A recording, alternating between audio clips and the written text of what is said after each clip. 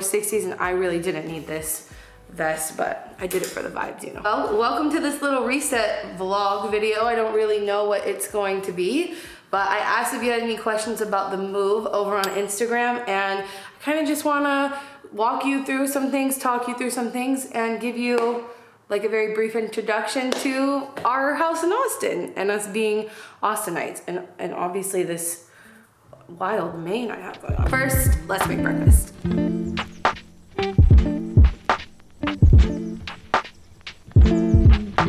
I've been making this smoothie because it's a copycat of my Smoothie King smoothie, the lemon ginger spinach, very original name. We're trying this new food delivery service. It's zero waste here in Austin. It's called Prep to Your Door, and we've never tried whatever this one is. It's some kind of yogurt parfait. You wanna try it? Yeah, let's see what we got.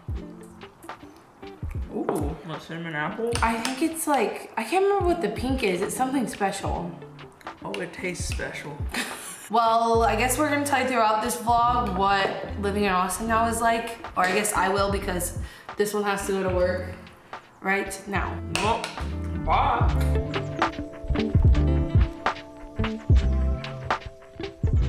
Morning pages is something that I've tried to get into for the last several years of my life, and I go through periods like probably a few weeks where I'll do it really consistently, and it makes such a difference in my life, and I'm like, oh my god, why haven't I been doing this? And then I fall off again, and then I pick it up again. So I figure in a new space, if I can cement myself into a routine and like I tie this routine with this place, maybe I'll be more consistent. At least that's what I'm telling myself, and that's why I grabbed this little journal, because I like writing. You definitely can type them, but I do like physically writing things. So I'm just gonna do that for a moment, and then I'll get to answering your first question.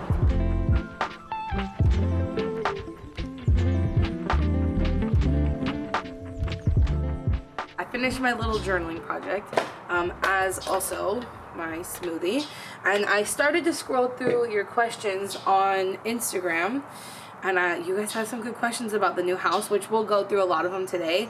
But one of the most popular questions is definitely like, what's the most sustainable feature about this house, or what should you look for in a sustainable home, and all that sort of stuff. And there's a lot to that, but I think mostly in Texas, the thing you can do to make your house the most sustainable that it can be is keeping cool air inside and hot air out of your house, because that's where we use the most energy. Obviously, is cooling our homes because it's so hot here. Right now it's nice, and like my windows are open, which is a rarity, but when you're buying a house, you can look for either something that has really good insulation, and you can get, when we did our inspection, we had them do a heat monitor screening, if that makes sense. So basically they can see where heat is coming in and out of your home to make sure that you have really good insulation. So it's good to look for that. That was the most important thing for us, and making sure that the floor, because this house has a pier and beam, partly a pier and beam foundation, making sure that's well insulated, as well as your attic. I know it's not sexy, it's not like cute sustainability like solar panels and gardening, but that's really important for using less energy, and obviously that results in less greenhouse gas emissions and helping the planet in the ways that matter the most. So even though it's not cute, it's very important, and something that was very important to us when we got this house. Now, normally after I do a walk, walking is a pretty normal part of my routine. The morning pages, that's new. But after I do like get my smoothie or whatever I'm doing for breakfast, go do my skincare routine. And actually someone literally asked, skincare routine, ways you've been relaxing during this big move. And I think more than relaxing, I'm still like in this whole vlog trying to create habits that I can tie to this house, so that this house makes me think of, I am this person that I've always wanted to be. Does that make sense? So like just being consistent in my self-care, and that's definitely what my skincare is to me. So I've been trying to do that very consistently, twice a day. Hello? We'll go do that right now. I need to put my hair out. How do we feel about this hair? And then with this outfit, I feel like I look like a performer. He loves this spot on the stairs.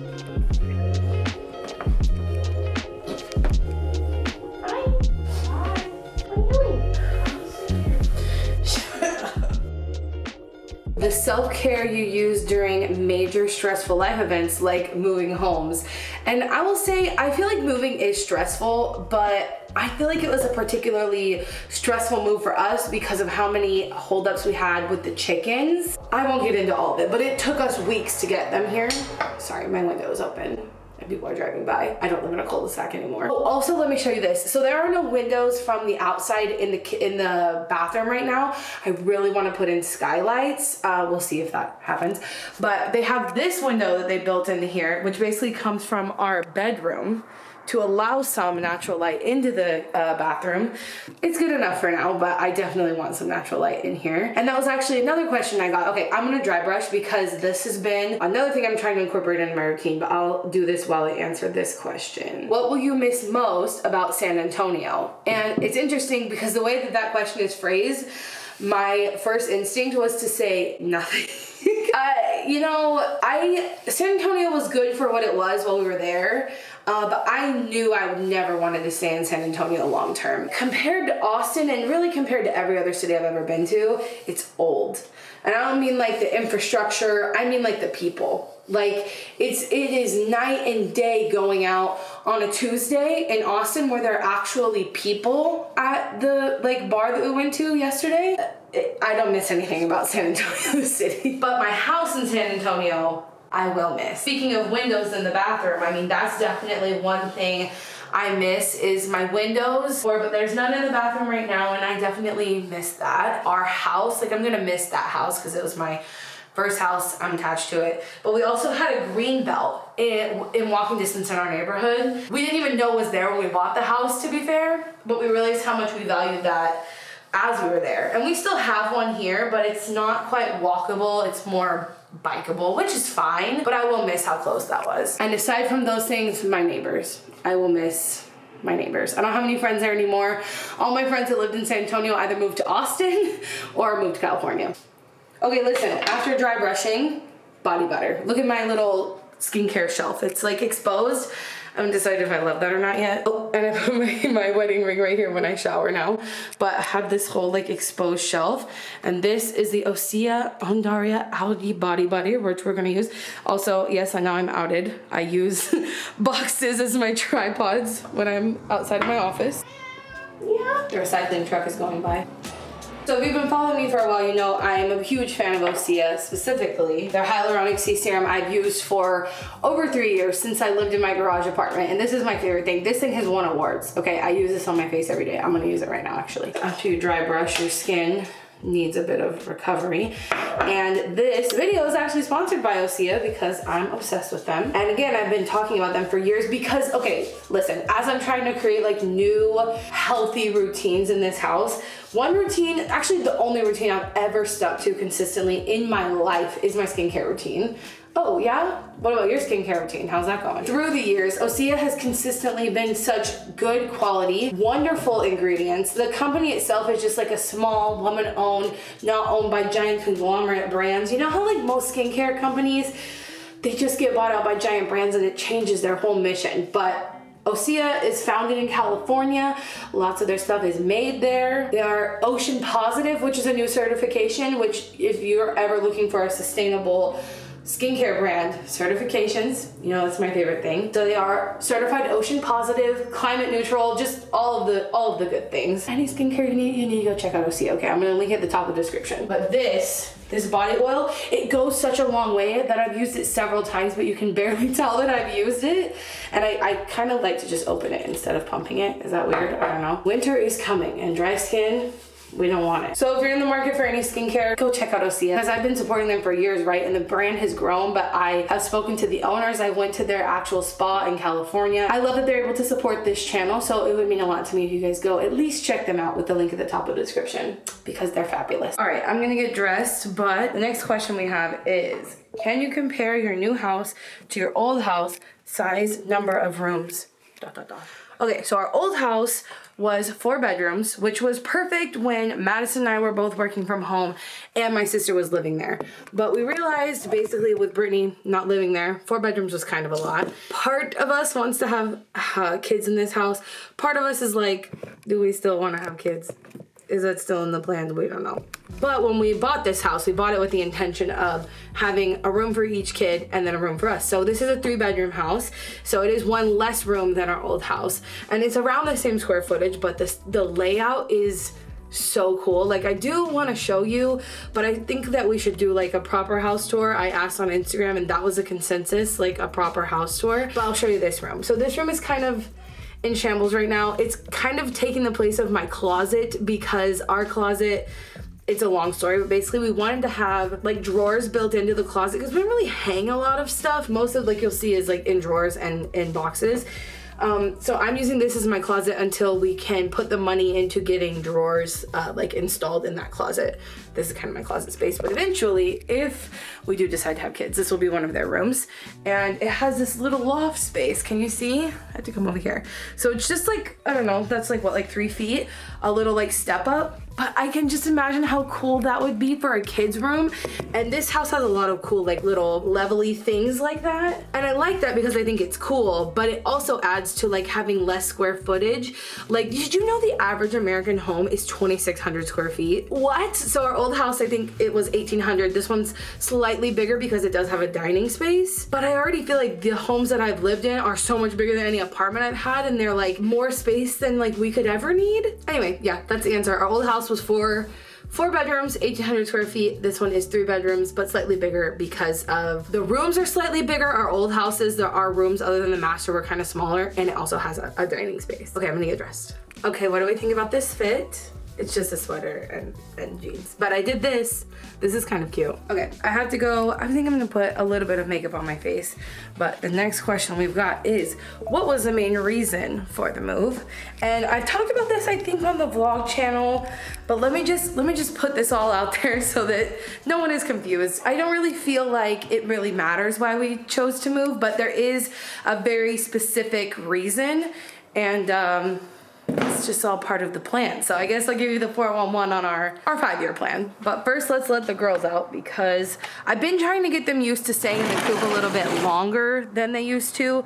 Because used to, if I put them in there, they're upset, they're running back and forth, they're fighting with each other kind of. Well, Dougie is, she's just kind of mean. And I'm trying to get them to where they're not used to being let out on such a schedule that if they're in their coop at a non-scheduled time, like if we're going to a movie, I need to put them up, or if I wake up late on the weekends and I let them out late, they're not freaking out. So it's a little later than I would normally let them out the other house and see they're chilling. But that was actually like a super common question if the girls were moving with us, and I was like, y'all, they're my pets. Of course they're moving with me. Good morning. Still not interested in the pumpkins at all. So if you've only been around since I've lived in San Antonio, you wouldn't know this. And also, can you make sure you subscribe for me? YouTube's been being a little shady to me lately with subscribers. So make sure you're subscribed, check the subscribe button, would appreciate it. But if you've only been here since I lived in San Antonio, then you wouldn't know that prior to living in San Antonio, my partner and I lived in a garage apartment in Austin. So we lived in Austin for 3 years before we moved to San Antonio. And the reason that we moved to San Antonio and always knew it was going to be temporary was because we just simply could not afford a house in Austin at the time. And we thought we'll let the market cool off for a little bit. We'll move to San Antonio because real estate was more affordable there. And I worked from home, and San Antonio and Austin are like pretty close, especially for a Texas city. And so it made more financial sense for us to do that. And on top of like us not being able to afford a house in Austin, wanting the market to cool down, etc., my sister was actually going to school in San Antonio. Her and her husband got into different schools, and so she was gonna be in San Antonio alone. And it just kind of all came together and made sense for us to buy a house to live in San Antonio so that she could live there with us while she was going to school. And to be fair, all throughout 2020 and most of 2021, we didn't think we would be able to afford to move back here because the housing prices were insane throughout the pandemic because interest rates were so low. But as interest rates started to go up, a lot more houses were sitting for longer. Interest rates make a huge difference in what your mortgage is gonna be on a house. And so if people are looking to buy a house for a certain amount of their mortgage payment per month and interest rates are going sky high, prices have to come down or people just can't buy houses, right? Pretty much, I think for the first time since I have been out of college, it was a buyer's market. And it was a very like special moment where we got this house where it had been sitting for 3 months. And to be honest, we just got incredibly, incredibly lucky because the realtor on this house did the previous owners dirty. They took awful pictures of this house. You couldn't tell what it looked like from the pictures. Like when you get to see the full thing, there were maybe 15 pictures of it online and you couldn't tell anything about what it actually looks like. Because the day we came to see it, we were coming to Austin to look at homes and we looked at probably 6 that day, I think, and it was last on our list. It was also priced way over asking. The agent was not responsive. So we just ended up getting in at a really good time of the market, being a buyer's market, interest rates not being too crazy, housing prices dropping, and a really special circumstance with this house. Otherwise, I don't know that we would be able to make it back to Austin. Everything kind of just fell into place that made it possible, which we're incredibly grateful for. It feels like if I gotta stay in Texas, because my family has guilted me into it, this is a city I'm gonna be in if I have to be in this state. Break for lunchtime, and really luckily it is Imperfect Day, so it just got delivered. Madison is excited because she's been buying these little like rice pudding things. Anyway, okay, next question we have. Any major energy system upgrades, solar, water, in the future to your house? So the answer is for sure, because the reason I always told you guys, if you've been around for a little while, is we didn't put solar on our other house because we knew we were leaving it. And that's a large investment to sign up for if you're gonna leave in a year or two. But this is technically our forever home. That's the plan at the moment. Anyway, solar is definitely in the future for us, near-ish future. It's like pretty high up on my priority list, but obviously we just bought a new house, and so the bank account needs a moment to recover. Other than that, babe, what other energy efficient ideas do you have for the house? She wants to put solar shades on the window that helps with like heat gain. She's the person to ask about that stuff, really. Get some LED light bulbs popping. I thought we already have LEDs everywhere. Not everywhere. There are some places that need for it to be replaced, and also like the LEDs that have the timers on them so that we can control them from our phone, turn them on, turn them off when we need to. Also gonna probably get some rain barrel situation or something going on because we still haven't found our water spigot outside. So we have no way to give the girls water or water plants. So we're gonna have to harvest the water from somewhere. I don't know. The house already has a smart thermostat. The house already has low flow shower heads, as well as toilets that are low flow. Honestly, the most important like sustainability aspect of this house is we have better walkability and bikeability and stuff around. So we're obviously gonna be driving the car less. What else is cool in there today? I got this. It's a balsamic vinaigrette because I need to eat more salads. I don't really think to eat salads. But when I eat them, I like them, if that makes sense. Also look at this pepper. Most of the time when I get produce from Imperfect Foods, it doesn't look weird. It just seems very normal. But on the odd time where there is a very strangely shaped vegetable, it's always fun. I hate the point of cleaning or organizing where things just look worse than before. Like, just like trying to sort where everything needs to be and go. But I'm making progress, and I changed my outfit because it feels like wearing a sweater and like cute pants didn't really make sense. But I'm making progress. It's looking better.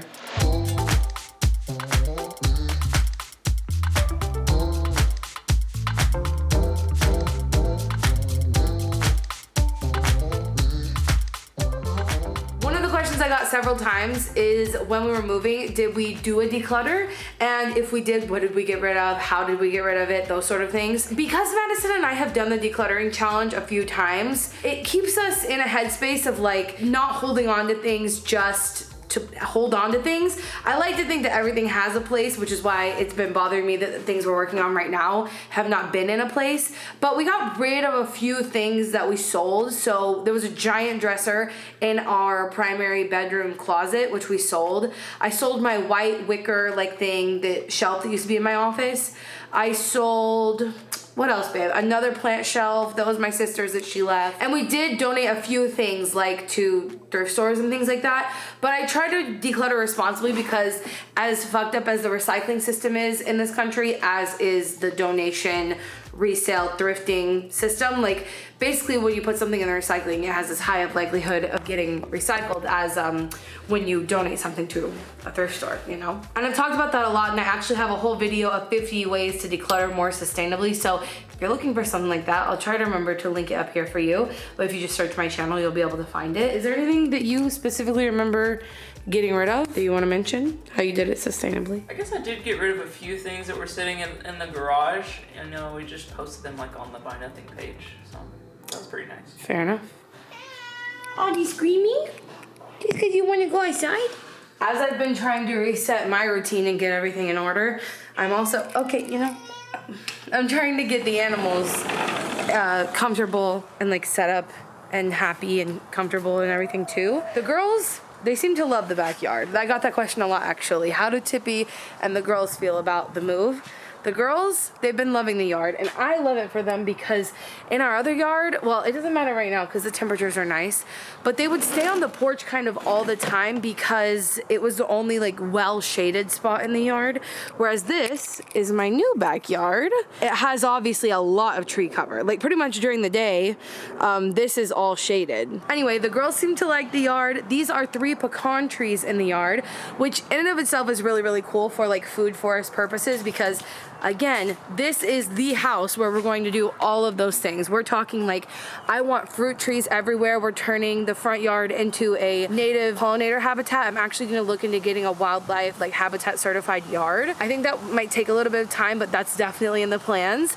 I got a lot of questions about if we're gonna do a garden back here, and the answer is yes, but it's a little bit complicated because I don't know if you can tell, but the yard is sloped. You can tell maybe if you look here more a little bit, and the slope is not terrible. It's definitely still, you can definitely do gardening on it. It's just gonna be a little bit different than what I've done before. And then obviously also because of the trees, we're gonna have a lot less sun, but I think that honestly could be a good thing because my biggest challenge as a backyard farmer, gardener, whatever you want to call me, in Texas is that it's too fucking hot. Like I've lost most plants that I have lost. Actually, the only reason I've ever lost an outside plant is because of the heat. So I feel like that's the only reason I'm gonna be able to have a garden that survives through the summer. Over here, where the ground is flat, this is where I'm gonna start gardening. I think this is my best bet because it's flat over here. It's not in the middle of the yard. The girls will still have plenty of space to roam if I put like 4-ish beds here.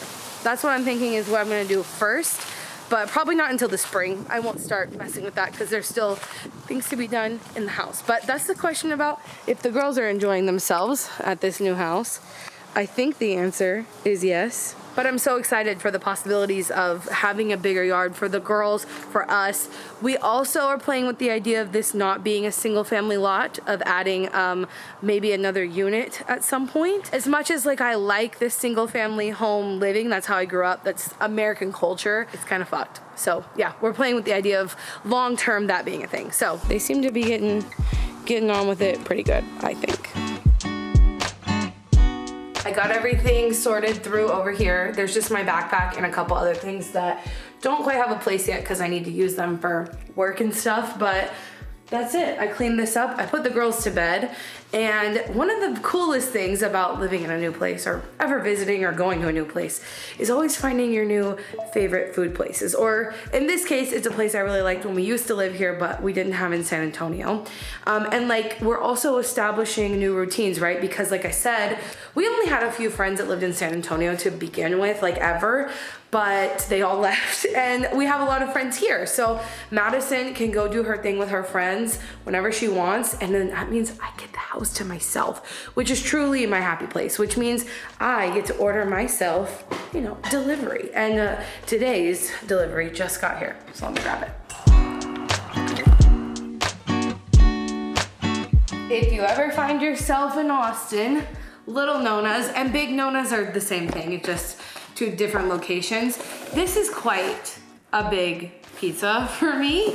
So I'll probably have leftovers tomorrow, but I'm not complaining about that. Listen, Little Nona's does the best vegan pizza because they have smoky tempeh, beetaroni, like pepperoni, and there's one other thing, I think it's like seitan tempeh and the beetaroni. So I'm gonna enjoy this. That's the end to this video. I'm gonna have my girls' night in while Madison has her girls' night out. Let me know which one of those you would be. Are you the introvert or the extrovert? Drop it in the comments. Huge shout out to Ecosia for sponsoring this video because I truly love them. And I'm gonna leave them linked at the top of the description if you wanna check them out.